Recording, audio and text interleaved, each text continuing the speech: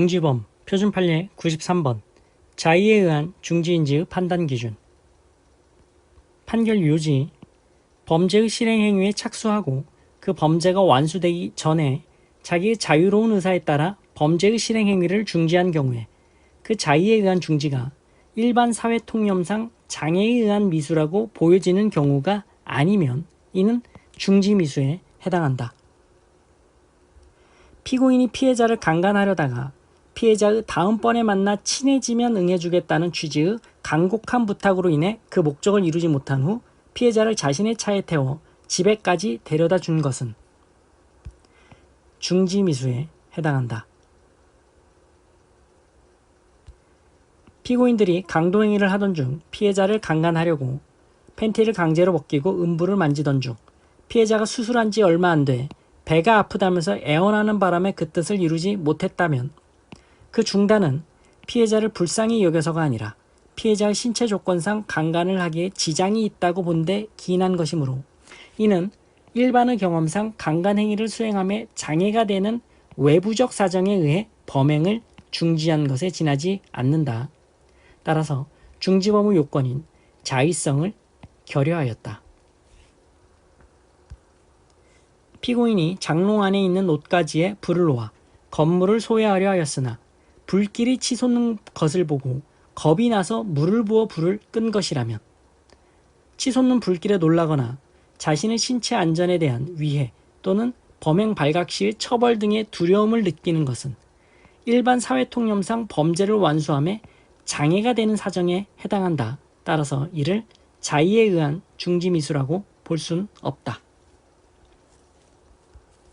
피고인이 피해자를 살해하려고 그 목 부위와 왼쪽 가슴 부위를 칼로 수에 찔렀으나 피해자의 가슴 부위에서 많은 피가 흘러나오는 것을 발견하고 겁을 먹고 그만두는 바람에 미수에 그친 것이라면 두려움을 느끼는 것은 일반 사회통념상 범죄를 완수함에 장애가 되는 사정에 해당한다. 따라서 이를 자의에 의한 중지미수라고는 볼 수 없다. 94번 예비의 중지. 중지범은 범죄의 실행에 착수한 후 자의로 그 행위를 중지한 때를 말하는 것이고 실행의 착수가 있기 전인 예비 음모 행위를 처벌하는 경우에 있어서는 중지범의 관념을 인정할 수 없다. 중지범도 미수범의 한 유형이므로 중지범에 관한 규정은 원칙적으로 예비 음모 단계를 넘어서 실행의 착수 이후 단계에 적용된다. 대법원은 예비 음모 행위를 한 후 자의로 실행의 착수로 나아가지 않은 경우에 중지범에 관한 규정을 준용하여 예비 음모죄의 형을 감면할 수 있는지에 관해 이를 부정하는 입장을 취하고 있다.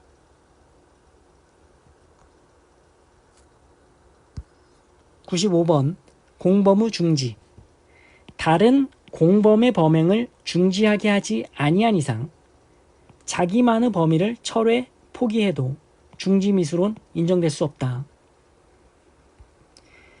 피고인 1은 피고인 2와 합동하여 피해자를 텐트 안으로 끌고 간 후 피고인 2, 피고인 1의 순으로 성관계를 하기로 하고 피고인 1은 텐트 밖으로 나와 망을 보고 피고인 2는 피해자의 반항을 억압한 후 피해자를 간음하여 강간하고 이어 피고인 1이 텐트 안으로 들어가 피해자를 강간하려 했으나 피해자가 반항을 하며 강간을 하지 말아달라고 사정을 하여 강간을 하지 않았다라는 것이므로 피고인 2가 피고인 1의 공모하에 강간 행위에 나아간 이상 비록 피고인 1이 강간 행위에 나아가지 않았다 하더라도 이를 중지미수에 해당하지는 않는다 할 것이다.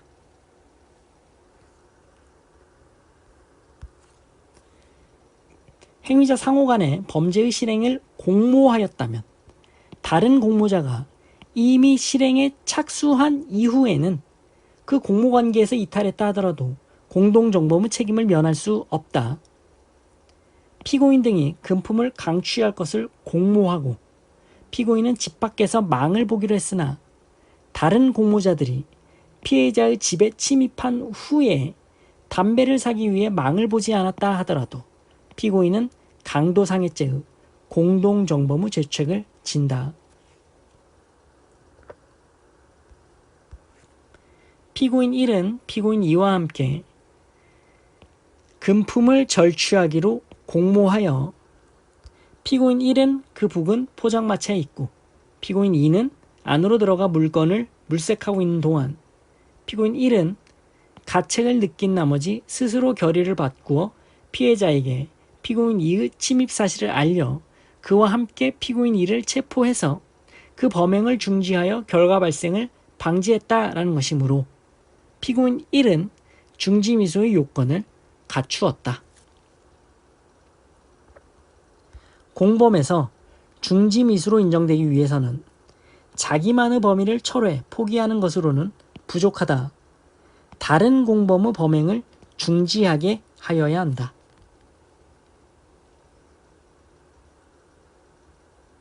불능범 96번 실행의 수단 또는 대상의 착오.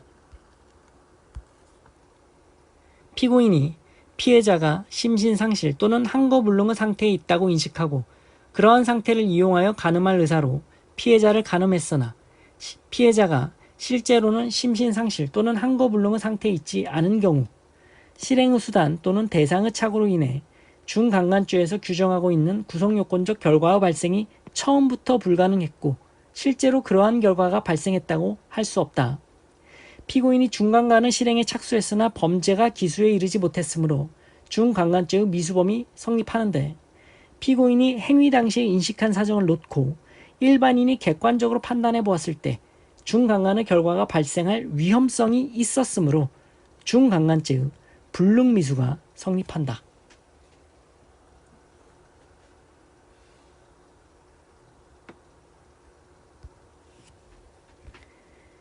피해자가 술을 마시다가 만취해 남자친구의 등에 업혀 피고인의 집에 가게 되었고 피고인이 피해자에게 다가가 피해자를 툭툭 쳐보고 이불을 들추어 속옷이 드러난 피해자를 한참 쳐다봤으나 피해자가 아무런 반응을 하지 않았고 손을 넣어 피해자의 다리를 만지고 팬티 위로 음부를 만지다가 팬티 속으로 손을 넣어 음부에 손가락을 집어넣었는데 피해자는 자지 않고 깨어 있었음에도 여러 사정상 어떻게 대처해야 할지 고민하다가 아무런 대응을 하지 않고 잠을 자고 있는 척 했다면 피고인은 피해자가 심신상실의 상태에 있다고 인식한 채 이를 이용하여 피해자의 성기에 손가락을 넣겠다는 의사로 위와 같은 행위를 한 것으로 피고인은 준유사강간의 고의를 가지고 있었다 할 것이고 피해자가 실제로는 심신상실의 상태에 있지 않음으로써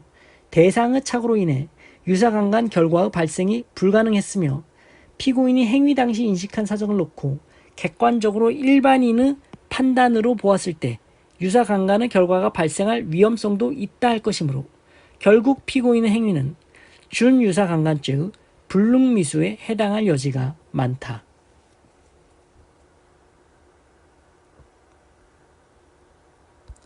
97번 결과 발생의 불가능. 치사량에 현저히 미달하는 농약으로 피해자를 독살하려 했으나 동인이 토함으로써 그 목적을 이루지 못한 경우 불능미수이다. 불능범은 범죄 행위의 성질상 결과 발생 또는 법익 침해의 가능성이 절대로 있을 수 없는 경우를 말하는 것이다. 초우불이나 부자 같은 과거 사약으로 사용된 약초로서 그 독성을 낮추지 않고 다른 약재를 혼합하지 않은 채 달인물을 복용하면 용량 및 체질에 따라 다르나 부작용으로 사망의 결과가 발생할 가능성을 배제할 수 없다. 초우뿌리 또는 부자 달인물을 피해자에게 마시게 하여 피해자를 살해하려 했으나 피해자가 토해버림으로써 미수에 그쳤다면 불능미수가 아니라 장애미수이고 농약의 치사 추정량이 쥐에 대한 것을 인체에 대해 추정하는 것은 극히 추상적이다. 마시는 사람의 연령, 체질, 영양, 기타의 신체 상황 여하에 따라 상당한 차이가 있을 수 있는 것이라면 피고인이 요구르트 한 병마다 섞은 농약이 그 치사량에 약간 미달한다 하더라도 이를 마시는 경우 사망의 결과 발생 가능성을 배제할 수 없다면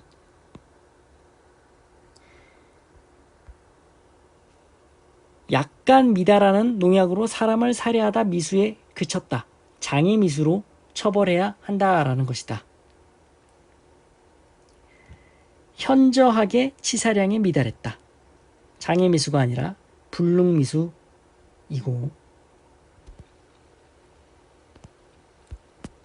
98번 위험성의 판단 기준. 불능범은